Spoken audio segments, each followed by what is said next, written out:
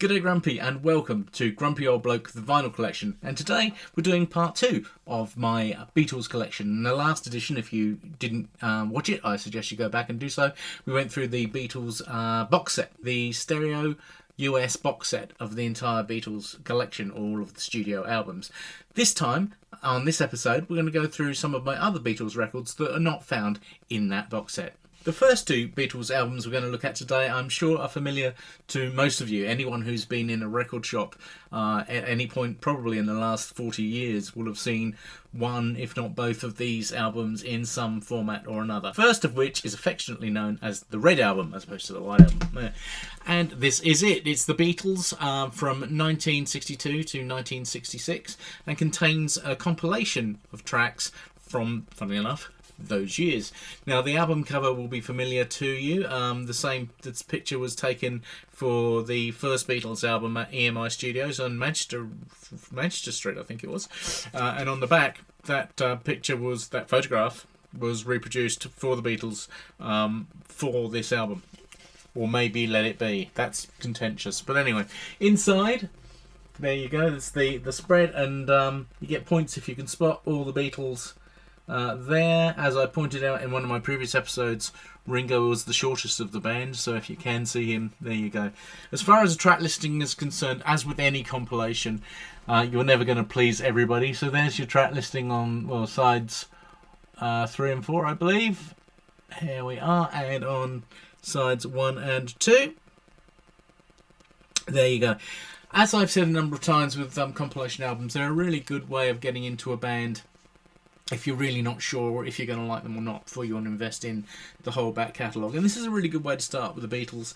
The bonus of having this album, and indeed its sister album, which we'll cover in a minute, is the fact that you also do get some tracks that don't appear on albums that were released as singles during this period as well. So it's a really lovely album to have. It's not very difficult to come by. This particular version is the 1973 British version. I haven't had it since new, but I did manage to get a nice copy of it, so that's fantastic. Inside, 4 lyric sheets. Not that you can really tell from there, I can show you, but there's 2 of those, funnily enough. And the albums themselves come on the Apple label with the red background, as you can see. And there you go.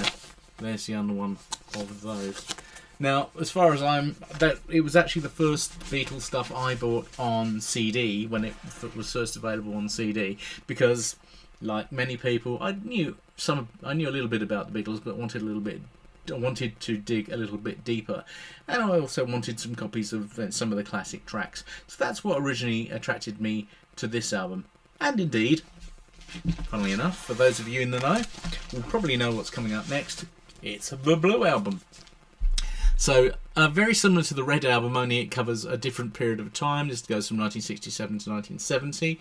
The photo on from the same sessions on the front, on the back, slightly different arrangement. Inside, same photo, as far as I can tell. Unless there's a spot the difference competition up there. I expect a Beatles aficionado will know that there's a subtle difference there somewhere. As far as track listing is concerned, there you go. So these tracks obviously coming from the latter half of their career, as recording artists at least. There you go. And this really is a vital pair to have. If you're really not a huge Beatles fan, but you want to have something which represents their output, the Red Album and the Blue Album are a really good way to start. As I mentioned before, the inner sleeves, funnily enough, come on blue this time as opposed to red. This is also came out exactly at the same time. This is 1973 British edition. And the label, the difference with the Apple there is the fact that, again, Apple label, but with a blue background. So there you go, really good compilations. You'll know every single track on both of these albums, I would suggest, unless you've been living under a rock for the last 50 years. Excellent way to start collecting Beatles, but I do warn you, collecting Beatles stuff can start getting quite expensive in a very short space of time. I have now a classic album in a different presentation. This came out in 2017. It's well, if I have to tell you what this is, you're probably watching the wrong show. But anyway, Sgt. Pepper's Lonely Hearts Club Band album, as I say, released in 2017 on picture disc. This is still unopened. Well, need I show you? I mean, that's the back, same as it is on the normal album. Now, I have read about the recording of this. Apparently the pressing isn't that good, or some people have complained that the recording is a little bit on the quiet side. As I said, this is still sealed, so I haven't played my version of it, so I don't know. So I'd be interested, anybody has any comments if they have got a copy and listened to this. I've got this more as a novelty than anything else. As I say, I've got plenty of copies of Beatles stuff in order not to have to play this. Why do I have it? Because I think it was really pretty, and it's a classic album. As I said, it's more of a decorative piece in my collection than anything. But I will open it if, say, we get, 1,000 subscribers. We're a long way off that at the moment, so I'm not under any threat. So anyway, 2017, this came out. Another contentious decision by the remaining Beatles was made in 2003, when a new version of an old album was released, that specifically being this, Let It Be Naked.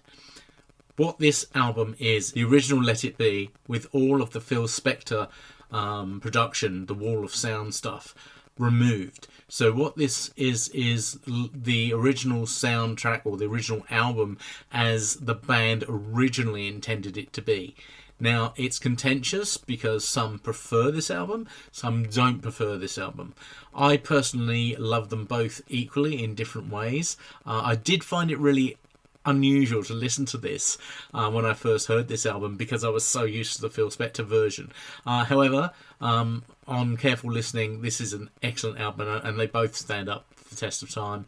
I probably lean more towards this one now. I'm used to it. This is also slightly different to the original album in that it omits 2 tracks. Maggie May and Dig It were on the original album, which don't appear on this, but on this album does appear Don't Let Me Down and Get Back, neither of which was on the original album. So in my opinion, this is actually a better track listing. If you want to get into all the details of where each track was recorded and stuff like that, you can easily find that on the internet, I'm sure, if you're that interested. But it's as I say, it's a gatefold sleeve. Great picture inside of the guys, my fingers as well. There we are. That's from the rooftop concert, of course. There's your full track listing on the back. But as I say, it's very similar to the original Let It Be, with a couple of minor changes. There's also a very limited edition.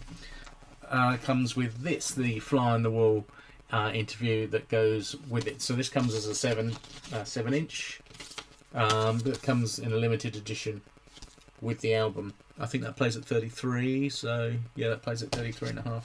The original album, of course, it's on a silver label on Apple, which is a little unusual. And also with the album comes this beautiful booklet, which goes through the making of the original album, and some interviews with the band members as well. If I can get that. So there you go. So yeah, 2003 this came out. It's a really good listen. As I say, if you're only used to the original version of it, it might challenge you a little bit at first, but it's worth persevering. It sounds more like the Beatles should sound, without a massive production in the way. It's far more raw, I suppose, as you would expect. Now we go to another compilation. This one, again, a little bit different. They're all slightly different in various ways. This was originally released in the year 2000 to commemorate the 30th anniversary of the breakup of the band, so it'd been the 13th of November 2000. This is actually a 2015 remaster. It's on 180 gram double album, and it's got a few other perks in it as well. I think it was originally only released on CD, so it's quite. I don't think there was a vinyl version released in 2000, as far as I know. So what this album consists of is every Beatles single that made it, or every single Beatles track that made it to number 1 in the UK or the US official charts during 1962 to 1970. So essentially, inside we've got a nice artwork going on there. The track list on the back. You'd know every single song on there, I am sure. most of you would already own them anyway, but there are a few exceptions in there that you may not have been able to get through any other means. So nicely packaged, as one comes to expect. This particular version comes with some artwork as well, as per the inner side of the gatefold, and very arty. It's Paul. Also, it comes with a poster, and I won't open it up because I'm going to rip it, but of all the releases of the Beatles, the single cover from America and the UK on there, which is a huge poster that opens right up. As far as the inner sleeves are concerned, there we go. And again, that shows all the original sleeves from the releases that are on this album. There you go. And again, there we are. And as far as the vinyl itself is concerned, as I say, it's on 180 gram on its own label. So nothing more flash than that. So it's a nice to have. Again, it's a good way to for those that haven't got all the Beatles albums. It's a good way to collect some of their stuff and a good entree into the band. For me, I've got pretty much everything on there already, but as a completist, I felt I had to have that album as well. And, you know, it's nice to hear. It's a really good quality recording as well of some of their tracks, which is nice. In 1995, a television programme in the UK called Anthology was made, which screened over 6 weeks towards the end of 1995. And with that series came a soundtrack, funnily enough. This is the first part of a trilogy of albums to cover that series called, funnily enough, Anthology. This particular album, Anthology 1, contains really early stuff by the Beatles, including stuff which involves Stuart Sutcliffe, Pete Best, some stuff when they played as the Quarrymen, and even their Decca audition tapes, those such as they remain, are on this album. From memory, the Decca recording, the Decca session tapes were the ones where Decca would turn them down on the grounds that guitar music is going out of fashion. I could be wrong, but I think that's the time. So a lot of this is the really, really early stuff, including their early sessions for recording of the first album. So as I say, this came out in 1995. Inside, it's a triple gatefold. Very difficult for you guys to see. I'll zoom in on the interesting bits on the pictures there. The rest of it is lyrics and information about the television series, about each individual episode. There we are. And track listings there. It's going to be too small to read on here, unfortunately, but there's a lot of stuff on there. The albums themselves are on Apple. It's a triple album, as I say, triple album. I need to re-sleeve these, of course, and they are all on the Apple label. Another interesting thing on here is their appearances on things like Ed Sullivan's Show and even Morecambe and Wise, for those Brits who of a similar vintage to myself would remember. So that's Anthology 1. It's extremely unusual for anything controversial to happen around the Beatles, of course, we all know that. This particular album contains the controversial single Freebird, which was recorded by the remaining 3 Beatles at the time, after Yoko Ono handed over the recording to Paul McCartney. The track was produced by Jeff Lynne of ELO fame, and it was the first Beatles new track released in 25 years. The second in the Anthology collection is surprisingly called Anthology 2. This covers more the period of sort of Sgt. Pepper and Magical Mystery Tour. This also contains a number of tracks and bits and pieces from other people, according to what the track listing or the soundtrack was on the television programme. So here we go again. It's a triple gatefold. It comes right up like that. A lot more colourful than the previous one, but still be too difficult for you to read the writing on here, I'm afraid. There we go. The boys in their famous... I don't know what that was. I don't know what they were thinking. Perhaps they were.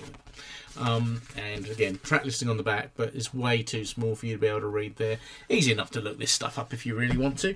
And triple album again, all on the Apple label. There we go. This also contains a track from John Lennon. that hadn't appeared anywhere else before. The Beatles did work on it, well, the remaining Beatles did work on the track, but they decided to leave it credited to just John, which I believe is the only track by the Beatles with just Lennon's writing credit on it, I think. I'm sure I'm going to get letters about that.